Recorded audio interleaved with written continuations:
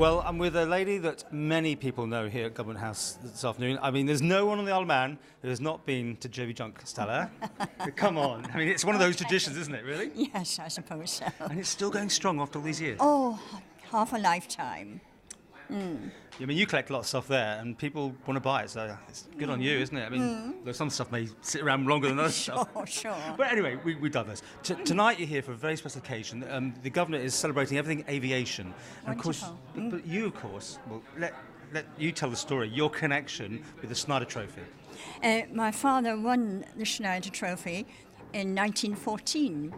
When he did so, he gave Britain air supremacy for the first time. His fame, he became world famous, and also in winning the Schneider Trophy, he beat all the best pilots. He wasn't racing against them all, but the top pilot was Roland Garros.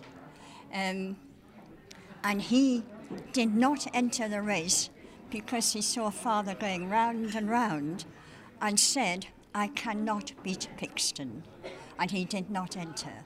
But more importantly is father's pioneering days.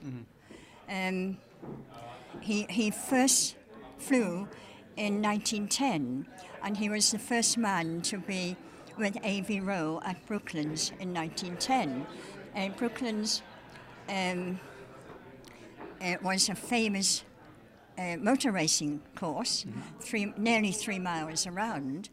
And the idea of putting huts in the centre for early pioneers, the experimenters in aviation, was a good idea. And gradually huts were built, and when father arrived, there were 18 huts. And he knew all the people eventually, of course. And A.V. Rowe's hut was number 14, no number 13.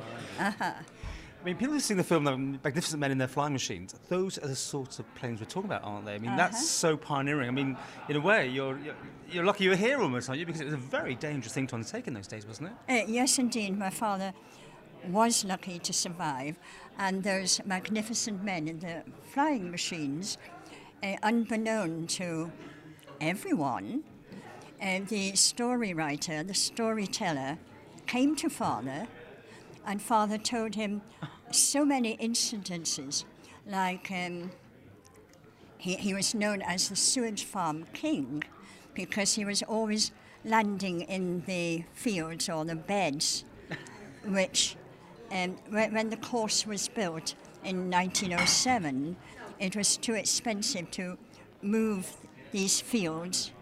And so the course cuts across the sewage fields. But father said it was the softest place anyway to stall in the land, you know.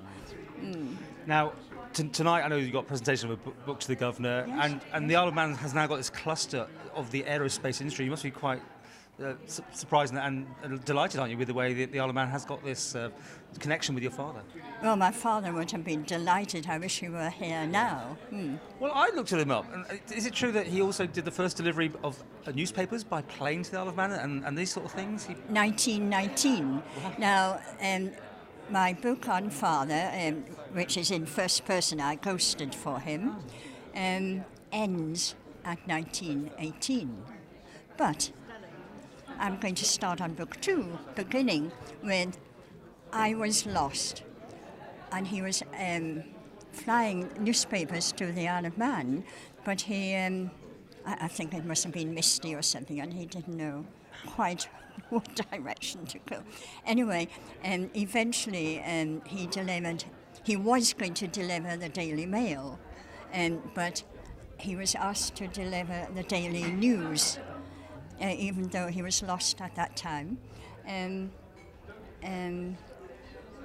very successful. So this was the first commercial flight to the Isle of Man, and also he took the first paying passenger off the Isle of Man.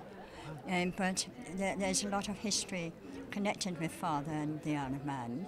And he arranged the Isle of Man air racing in 1932, I think, and it was at Ronnersway Estate, and eventually that became Ronnersway Airport, because after an air meeting there, the odd plane coming to the Isle of Man tended to land on that area. And so that's the beginning. But So there's much- a lot so more. much. Yeah, he was Britain's first test pilot.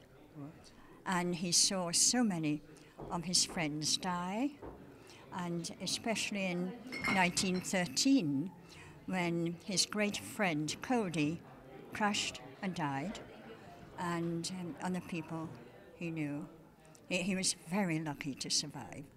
And as I said, that's why you're here. Isn't that lucky, hey? By the way, I mean, I know he's buried up at Derby, isn't he? The big debate, what do you think about, when you talk about the airports, should it have been at Ronnersway, the main one, or should it have been up at Derby? There you go. Have you got a thought on that? You know, for the Isle of Man airport, where should it have been best served? Well, because Father kind of instigated flying there. That's the right place. Of course, Ronnersway is the right place. But Father is buried at Derby Churchyard. His last wish was to be buried by the Air Force boys. Yeah, quite a number of RAF graves there. Well, we could talk loads more, but have a lovely time here tonight, and it's so nice, isn't it, that everyone get together like this? Wonderful.